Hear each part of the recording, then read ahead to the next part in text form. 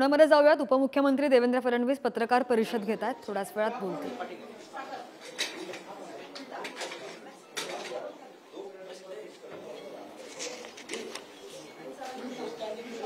गृहमंत्री देवेंद्र फडणवीस हे पुण्यामध्ये आहेत। नुकतीच त्यांनी पोलीस आयुक्तांची भेट घेतली आणि त्यानंतर आता ते पत्रकार परिषद घेत आहेत। ते काय बोलतात याकडे सगळ्यांचं लक्ष असेल। कोर्टाकडून 4 आरोपींना 3 दिवसांची पोलीस कोठडी मिळालेली आहे आणि या संदर्भात 4 आरोपी अटकेत आहेत।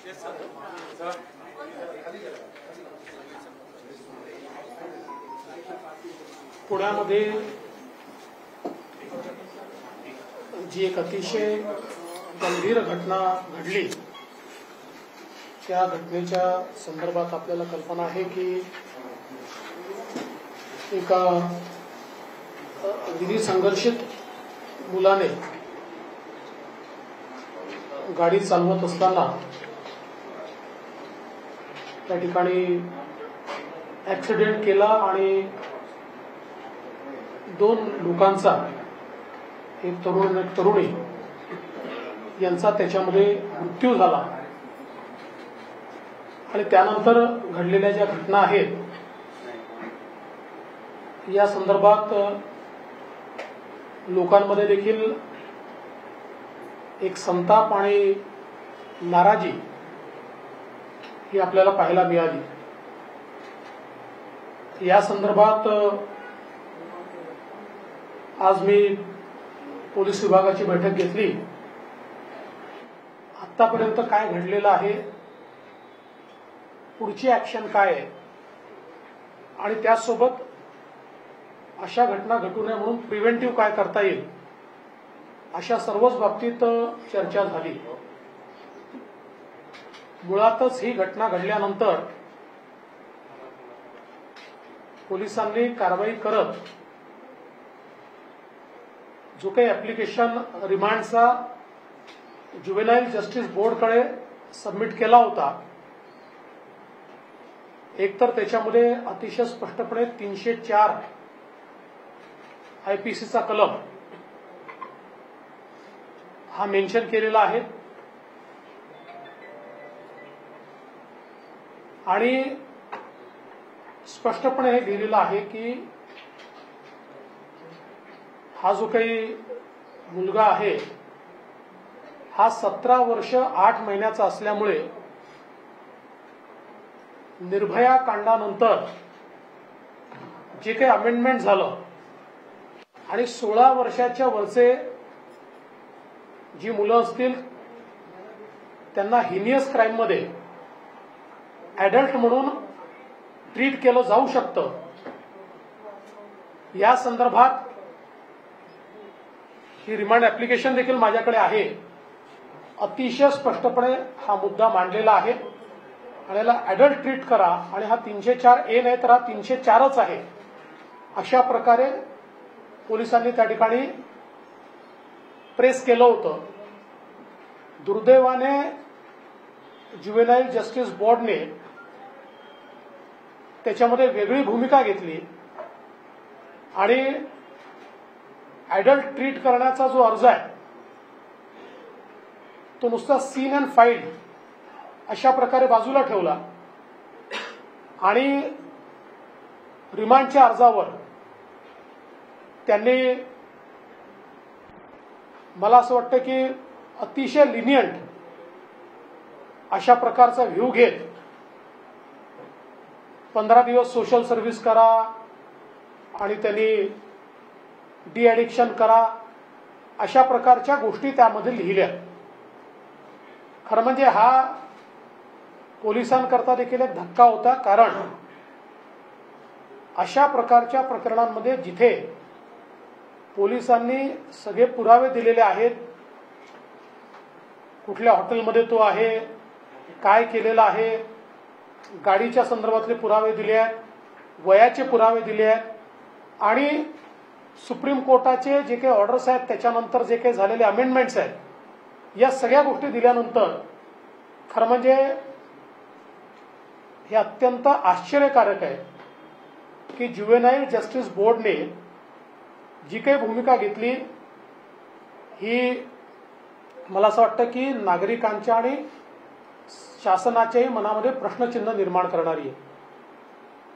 तात्काळ या संदर्भात वरच्या कोर्टामध्ये ऍप्लिकेशन मूव्ह झाली आणि ती मूव्ह झाल्यानंतर वरच्या कोर्टाने त्याचा कॉग्निझन्स घेतला आणि त्यांनी सांगितलं की या संदर्भात पहिल्यांदा तुम्हाला ज्युव्हेनाइल जस्टिस बोर्डकडेच जावं लागेल, कारण त्या कायद्यामध्ये त्यांची ऑर्डर रिव्ह्यू करण्याचा अधिकार हा त्यांना आहे. पण त्यांनी जर रिव्ह्यू केली नाही तर मात्र तुम्हाला आमच्याकडे परत येता येईल. त्यानुसार ती ऑर्डर रिव्ह्यू करण्याकरता ज्युव्हेनाइल जस्टिस बोर्डकडे गेली आहे. कदाचित आज किंवा उद्या त्याच्यावर ज्युव्हेनाइल जस्टिस बोर्डचं जे काही रिव्हिजन मधली ऑर्डर आहे ती अपेक्षित आहे.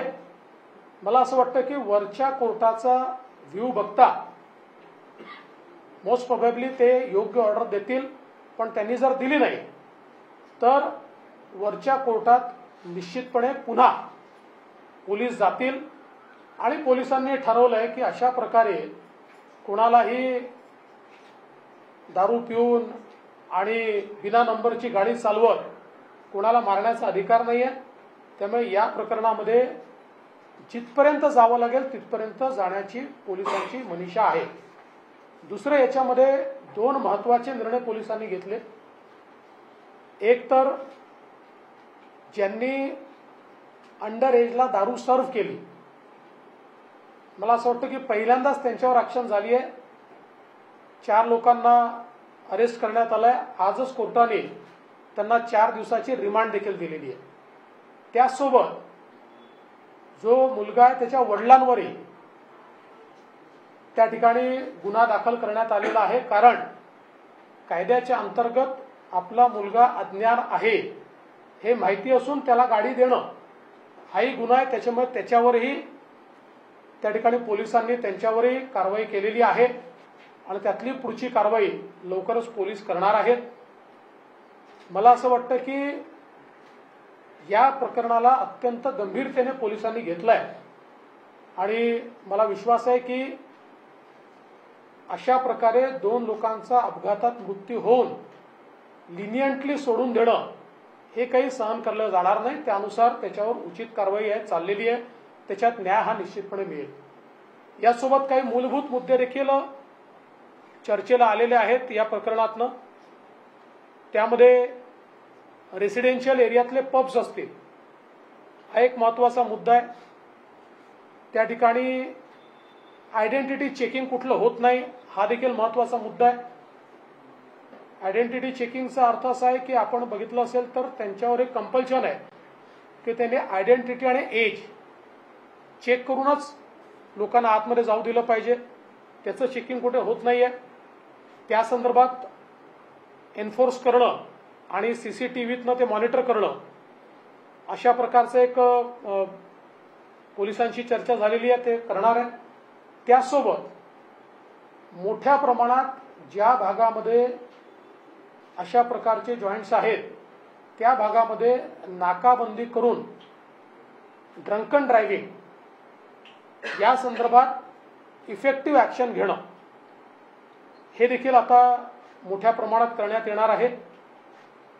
आणि विशेषतः ज्यांना लायसन्सेस मिळालेले आहेत ते लायसन्सेसच्या कंडिशन्स त्या ठिकाणी पाळतायत की नाही याची तपासणी करण्याचे आदेश हे पोलीस विभाग तर पाहिलंच, पण महानगरपालिकेलाही देण्यात येतील आणि एक्साइज डिपार्टमेंटला देखील देण्यात येतील.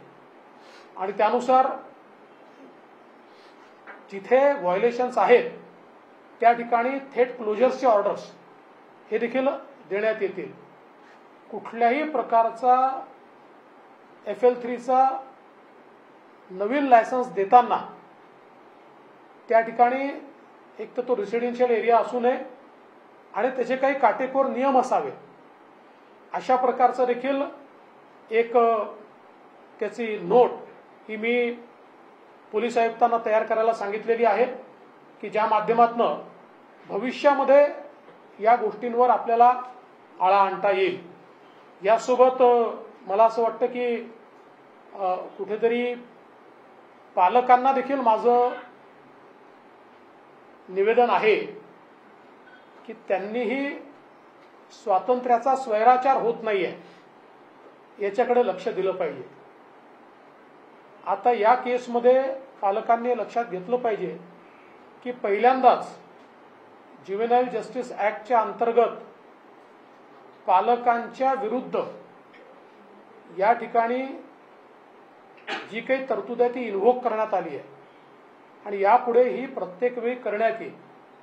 त्यामुळे पालकांनी देखील निश्चितपणे या संदर्भात आपल्या मुलांना योग्य दिशा मिळेल अशा प्रकारचं मला असं वाटतं की काम हे केलं पाहिजे. अर्थात हे काही पालकांवर नुसतं सोडून आपल्याला चालणार नाही.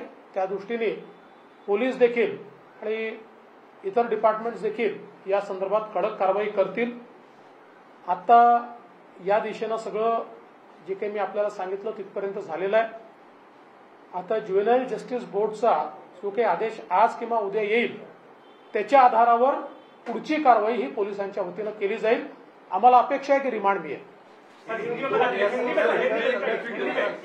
पूना में जो घटना हुई जिसमें एक विधि संघर्षित लड़के ने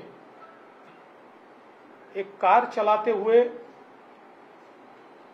मोटरसाइकिल को एक प्रकार से उस पर बैठे हुए जो दो लोग हैं उनको एक्सीडेंट में वो दोनों मारे गए, उनके साथ एक्सीडेंट किया और इसके बाद एक बहुत बड़ा पब्लिक आउटरीच भी पुणे में हमको देखने को मिला. क्योंकि जिस समय इस लड़के को जुवेनाइल जस्टिस बोर्ड के सामने पेश किया गया तो बोर्ड ने उसमें बहुत ही लीनियंट व्यू लिया और दो लोगों के मरने के बावजूद भी एक प्रकार से केवल 15 दिन का सोशल सर्विस का काम उनको दिया. इससे आउटरीच और बढ़ा. मूल रूप से अगर हम इसको देखें तो पुलिस ने जो एप्लीकेशन मूव की है उस एप्लीकेशन में बहुत साफ शब्दों में कहा है कि ये लड़का 17 साल 8 महीने का है. ये जो क्राइम है ये हीनियस क्राइम है और निर्भया कांड के बाद जुवेनाइल जस्टिस एक्ट में जो चेंजेस आए हैं उसमें 16 साल से ऊपर अगर विधि संघर्षित बालक है लेकिन क्राइम हीनियस है तो उसको एडल्ट करके ट्रीट किया जा सकता है और उसको एडल्ट ट्रीट करना चाहिए. इस प्रकार की एप्लीकेशन मूव की थी. उस एप्लीकेशन को सीन एंड फाइल ऐसा जुवेनाइल जस्टिस बोर्ड ने किया और जो रिमांड की एप्लीकेशन दी थी उस एप्लीकेशन पे ये एक बहुत ही आश्चर्यजनक इस प्रकार का आदेश पारित किया कि मात्र 15 दिनों के लिए वो सोशल सर्विस करे, वो ऐसे लिखे, वो डी एडिक्शन करे. इसके बाद पुलिस ऊपर के कोर्ट में गई थी. ऊपर के कोर्ट ने इसका सीरियस कॉग्निजेंस लिया और ऊपर के कोर्ट ने कहा कि जुवेनाइल जस्टिस एक्ट में इसको रिव्यू करने का अधिकार उनको है. आप रिवीजन एप्लीकेशन वहां फाइल कीजिए और अगर आपको न्याय नहीं मिलता तो आप वापस हमारे पास आइए. उस प्रकार से रिवीजन एप्लीकेशन पुलिस ने फाइल की है. उस पर सुनवाई चल रही है. शायद आज या कल में उस पर सुनवाई पूरी होगी. लेकिन वहां पर अगर न्याय नहीं मिला तो पुलिस जितना ऊपर जाना पड़े पर इस मामले में निश्चित रूप से जब तक न्याय नहीं मिलता तब तक पुलिस कोर्ट के सारे दरवाजे या सारे रास्ते टटोलते रहेगी. साथ में पुलिस ने इस मामले में जो जिन्होंने लिकर सर्व किए, जो रेस्टोरेंट के लोग हैं, मालिक है, उन लोगों के ऊपर भी कार्रवाई की है. पहली बार इस प्रकार की कार्रवाई हुई है. उनको 4 दिन का पीसीआर मिला है और ये जो बालक है इसके जो पिताजी है उनके ऊपर भी एफआईआर की गई है. क्योंकि अपना बेटा ड्राइविंग एज से कम होता है ये पता होते हुए भी उन्होंने उसको गाड़ी दी है इसलिए उनके ऊपर भी कार्रवाई यहां पर की गई है। इसके साथ साथ लॉन्ग टर्म में ऐसी चीजें न हो, इस दृष्टि से रेसिडेंशियल एरियाज में जो पब्स है इसको रेगुलेट करना, इसको रिकंसिडर करना, इस बारे में भी कोई पॉलिसी तैयार करने का विचार चल रहा है। साथ में यहां पर लाइसेंस जो इश्यू हुए उसके नियमों का पालन होता है या नहीं, पुलिस विभाग, एक्साइज विभाग और महानगर पालिका, इनको भी आदेश दिए जा रहे हैं कि वे लोग इसके बारे में पूरी तफ्तीश करें और जहां पर वायलेशन है वहां पर क्लोजर का ऑर्डर दे। साथ साथ ये जो सारे इलाके हैं इनमें बड़े पैमाने पर नाकाबंदी करते हुए और ड्रंकन ड्राइविंग की टेस्ट लेकर और उनको रोकने के लिए एक व्यवस्था बनाने का भी प्रयास ये पुलिस की ओर से किया जाएगा। साथ ही में ये जरूरी है कि जो लोग बार में जाते हैं या इस प्रकार के पब में जाते हैं उनके पास लीगल एज है या नहीं, इसका कोई ना कोई डॉक्यूमेंट ये चेक किया जाना चाहिए। ये होता नहीं है, इसको चेक करने के आदेश भी दिए जा रहे हैं और उनको ये कहा जाएगा कि बाहर सीसीटीवी लगाकर उसको चेक किया जाएगा ताकि कभी भी पुलिस या कोई भी विभाग, एक्साइज विभाग ये चेक कर पाएगा कि इस प्रकार से उन्होंने किया है या नहीं किया है। और साथ में ये भी प्रयास होगा कि इस प्रकार की घटनाएं न हो, इस दृष्टि से लॉन्ग टर्म हम लोग कोई व्यवस्थाएं वहां पर कायम करें। मुझे ऐसा लगता है कि ये घटना बहुत ही दर्दनाक है और इस घटना में पुलिस ने 304 अप्लाई किया है, 304A नहीं, ये हीनियस क्राइम के रूप में पुलिस इसको ट्रीट कर रही है। और in the first application itself, यानी कोई आफ्टर थॉट है इस प्रकार से नहीं, in their first application police ने 304 ही इसमें लगाया हुआ है। जब जुवेनाइल जस्टिस बोर्ड के ऑर्डर को मैं देखता हूं तो मुझे आश्चर्य होता है कि इतने गंभीर मामले में इस प्रकार की ऑर्डर कैसे दी गई, इसलिए उसको हम लोग कंटेस्ट करेंगे। सर, या सगळ्या घटनेनंतर आरोप प्रत्यारोप होते आणि पूर्वी पोलिसांवरती राजकीय दबाव होता आणि त्यामुळे या सगळ्या घटनेनंतर पोलिसांवरती कारवाईची मागणी सुद्धा ज्याला थोडं स्पष्ट आहे की त्या दिवशी रात्री तिथे एक महायुतीशी संबंधित आमदार रात्रभर होता, संबंधित व्यक्तीने सोशल मीडियावरती पोस्ट टाकली। पहिली गोष्ट अशी आहे, कोण होता कोण नाही होता यापेक्षा पोलिसांनी काय केलं। पोलिसांनी FIR किती वाजता केला त्याचा टायमिंग आहे। FIR मध्ये पोलिसांनी 304 लावलेला आहे, 304A लावला असता तर त्यांना सुटण्याचे सगळे चान्सेस होते। 304 काही नंतर लावलेला नाही, in the first FIR itself. आणि पहिली ऍप्लिकेशन जी पोलिसांनी मूव्ह केली आहे ती ऍप्लिकेशन माझ्याकडे या ठिकाणी आपण पाहू शकता। या ऍप्लिकेशन मध्ये स्पष्टपणे पोलिसांनी या ठिकाणी लिहिलंय की ट्रीट हिम ॲज ॲडल्ट, की यांचं वय याचं 17 वर्ष 8 महिने आहे। 304 हा हिनियस क्राइम आहे, त्यामुळे जे काही अमेंडमेंट झालेले आहेत त्या अमेंडमेंटच्या डेफिनेशन मध्ये याला ॲडल्ट ट्रीट करता येतं आणि म्हणून ट्रीट करून तुम्ही यांची कस्टडी द्या। त्यामुळे या कुठल्याही गोष्टी आफ्टर थॉट नाही आहे, फर्स्ट ऍक्शन पोलिसांनी जी घेतली ती हीच घेतलेली आहे। त्यामुळे मला असं वाटतं की याच्यावर राजकारण करणं किंवा याच्यामध्ये पोलिसांना दोषी धरणं हे चुकीचं आहे। पण मी ऑन रेकॉर्ड म्हणतो की ज्युवेनाइल जस्टिस बोर्डचा जो ऑर्डर आहे हा ऑर्डर मात्र आम्हाला धक्कादायक आहे आणि आश्चर्यचकित करणार। नेमकं काय म्हणायचं ऑर्डरवर तुम्हाला नेमकं काय करायचं? कारण त्याच्यावरून अनेक थांबणार, अनेक अर्थ निघतात त्याचे की मी कोर्टात कुठं काही माल हे झाले का, माल प्रॅक्टिस झाली का, पुन्हा कोर्ट ऑफ कंटेम्प्ट म्हणून कोणी काही बोलत नाही ओपनली। असं आहे की या संदर्भात मी आज एवढंच बोलू शकतो की हा ऑर्डर आम्हाला आश्चर्यचकित करणारा आहे, हा ऑर्डर धक्कादायक आहे। पण आता since it is under reconsideration, revision त्याचं फाईल झालेलं आहे after the intervention of higher court.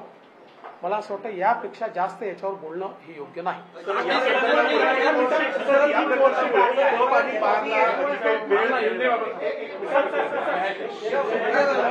Sir, या म्हणजे पब्लिक आउटरीच इतकं आहे, स्थानिक लोकांचं असं म्हणणं आहे की बारला जी काही वेळ वाढवून दिलेली आहे, तर याबद्दल सरकार काही पुनर्विचार करेल का?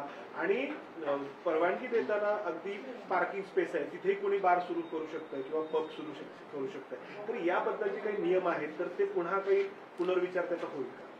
वेळेच्या संदर्भात मी पोलीस विभागाला सांगितलेलं आहे की पोलीस विभागाने या संदर्भात आपला अहवाल सादर करावा आणि पोलिसांना हे देखील सांगितलेलं आहे की महानगरपालिकेला त्यांनी ऑफिशियली, त्यांनी मला काही पत्रावर दाखवलं, यांनी काही गोष्टी कळवल्या आहेत, पण ऑफिशियली महानगरपालिकेला पोलिसांनी कळवावं आणि या ठिकाणी कुठे कुठे व्हायोलेशन्स आहेत, जे काही लायसन्स देताना कंप्लायन्सेस केले आहेत ते कंप्लायन्सेस नंतर बाजूला केले जातात आणि त्या स्पेसेस सगळ्या यूज केल्या जातात, चुकीच्या पद्धतीने यूज केल्या जातात. त्यामुळे या संदर्भात महानगरपालिकेला ऑफिशियली पोलीस विभागाकडनं कळवण्यात येईल आणि महानगरपालिकेला सांगण्यात येईल की त्यांनी याचं पूर्ण याची पडताळणी करावी. अपघाताची पोर्शे कार आहे ती विदाउट नंबर प्लेट होती, पण आता अशी माहिती की तिची नोंदणी झाली नव्हती तरी सुद्धा ती रस्त्यावर आली. गाडी खरंय. महाराष्ट्रामध्ये परराज्यातून आली, मुंबईतल्या एका शोरूमला गेली, पुण्यामध्ये त्याचे गाडीचे कागदपत्र जमा झाले, 40 लाख रुपये साधारण त्याचा टॅक्स पेंडिंग आहे. त्या आरटीओ कार्यालयानं त्याची पाहणी पण केली, पण त्याचं पुढं टॅक्स भरला नाही, तरीही गाडी 20 मार्च पासून कालच्या 20 तारखेपर्यंत पुण्यामध्ये फिरली. ही बाब आरटीओचं ह्याच्यामध्ये हे काहीच नाही, ही बाब सत्य आहे की ही गाडी बंगलोरला विकत घेण्यात आलेली आहे. बंगलोरहून तिकडे आली, इकडे आल्यानंतर त्या संदर्भात त्यांच्याकडे काही कालावधी असतो, ज्या कालावधीमध्ये त्यांना ते रजिस्ट्रेशन करायचं असतं. त्यानुसार आत्ता जी प्राथमिक माहिती आहे त्या माहितीनुसार आरटीओचं इन्स्पेक्शन झालेलं आहे. ते इन्स्पेक्शन नंतर जो टॅक्स भरायचा असतो आणि नंबर प्लेट घ्यायची असते तो टॅक्स भरलेला नाही. त्याही संदर्भात कुठलं व्हायोलेशन असेल तर वेगळा एफआयआर दाखल केला जाईल. सर, एक्साइज डिपार्टमेंटची जबाबदारी नाही का सर? सर, एक्साइज डिपार्टमेंटची जबाबदारी नाही का? कारण का फक्त पुलिसांवर ढकललं जातं. तर एक्साइजची पण म्हणून एफआईआर की कॉपी है हमारे पास में 8:13 19 तारीख को एफआईआर फाइल हुई, लेकिन इसमें 304A है. पब्लिक में ऐसा माना जा रहा है कि अमितेश कुमार साहब और देवेंद्र फडणवीस साहब ने जब इंटरवीन किया तब येरोडा पुलिस स्टेशन ने 304 में इसको कन्वर्ट किया. नहीं, ये प्रिंट है मेरे पास. कोर्ट में जाने से पहले 304 किया गया था. देखिए, जब सीनियर्स गए, अब कोर्ट का मेरे पास रिमांड है ना, कोर्ट में जब उनको प्रोड्यूस किया गया तो कोर्ट में 304 किया गया है. इसलिए जब सीनियर्स गए और सीनियर्स ने वहां पर जाकर कोर्ट में जाने से पहले इंटरवेंशन किया और उसको 304 ही किया है. कोर्ट में 304A नहीं गया, कोर्ट में 304 ही गया. विपक्ष आरोप लगा रहा है प्लेट की गाड़ी चल रही थी. विपक्ष ये आरोप लगा रहा है कि इस मामले को लेकर पुणे पुलिस ने लापरवाही बरती. जब प्रेशर बना तब जाके कार्रवाई किया, और प्रेशर बना है कि बिल्डर था, पॉलिटिकल दबाव था. देखिए, मैं पहले बहुत साफ शब्दों में कहता हूं, इसमें आप अगर टाइमिंग देखिए तो आपके ध्यान में आएगा सही वक्त पर एफआईआर दाखिल हुआ.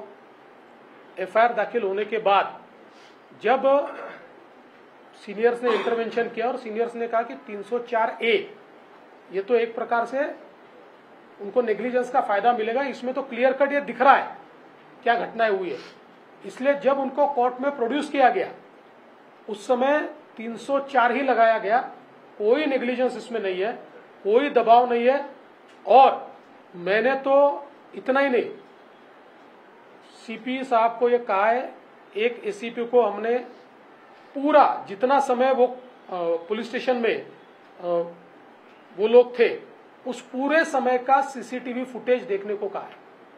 इसमें अगर कोई दबाव डाल रहा है, उनको कोई अलग से मदद की गई है, ऐसी कोई भी चीज होगी तो उसके ऊपर कार्रवाई की जाएगी.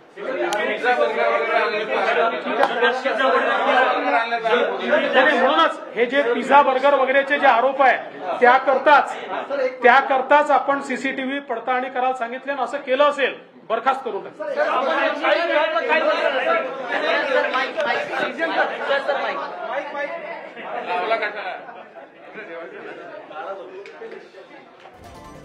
तर हिट अँड रन प्रकरणी पुण्यामध्ये देवेंद्र फडणवीस गेले आणि त्यांनी सगळा पाठपुरावा केला, पोलीस आयुक्तांची चर्चा सुद्धा केली आणि त्यानंतर त्यांनी आता पत्रकार परिषद घेतली आहे।